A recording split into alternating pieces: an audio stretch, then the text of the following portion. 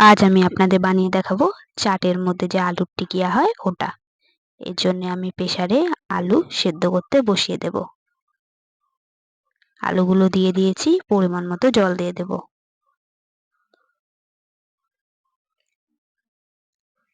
দিয়ে দেব সামান্য নুন, দিয়ে আমি আলুগুলোকে সেদ্ধ করে নেব। আলুগুলো আমার সেদ্ধ হয়ে গিয়েছে, তুলে নেব। আলুগুলো যখন ঠান্ডা হয়ে যাবে খোসাগুলো ছাড়িয়ে নেব।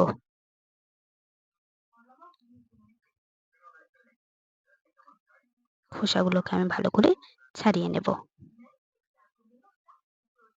সমস্ত আলুর খোসা আমি ছাড়িয়ে নিয়েছি। এবার আমি ঘষে রাখা আদা দিয়ে দেব। দিয়ে দেব কুচো কাঁচা লঙ্কা, স্বাদ মতো নুন, দিয়ে দেব জিরে গুঁড়ো, ধনে গুঁড়ো, গরম মশলার গুঁড়ো, দিয়ে দেব 2 চামচের মতো কর্নফ্লাওয়ার। দিয়ে এবার এগুলোকে মেখে নেব। ভালো করে এগুলোকে মেখে নিতে হবে।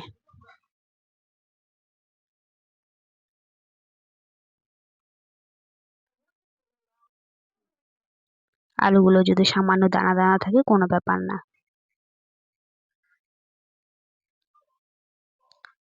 আলুগুলি আমার মাখা হয়ে গিয়েছে।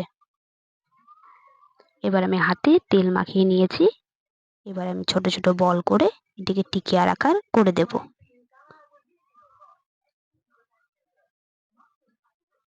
এরকম ভাবে টিকিয়া করে নিতে হবে। আমি সমস্ত টিকিয়া করে নিয়েছি। এবার আমি সামান্য তেল দিয়ে যেগুলো টিকিয়া আমি করে রেখেছি ওটা দিয়ে দেব। এটিকে আমি বেশি চুবা তেলে ভাজবো না, হালকা তেলেই শ্যালো ফ্রাই করে নিতে হবে।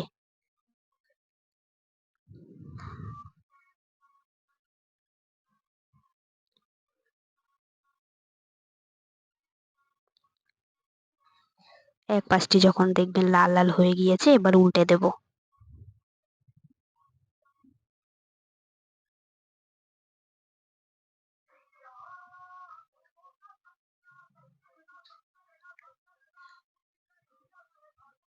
এরকম ভাবে উল্টে পাল্টে আমি লাল করে ভেজে নেব।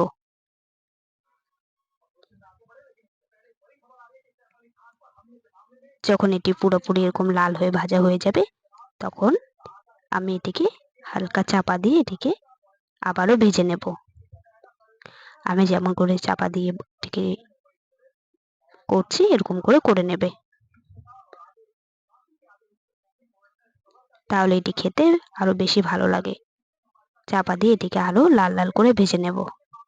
ভাজা আমার হয়ে গিয়েছে, এবার তুলে নেব। এরকম করে একবার চাটের সাথে এই টিকিয়া খেয়ে দেখুন।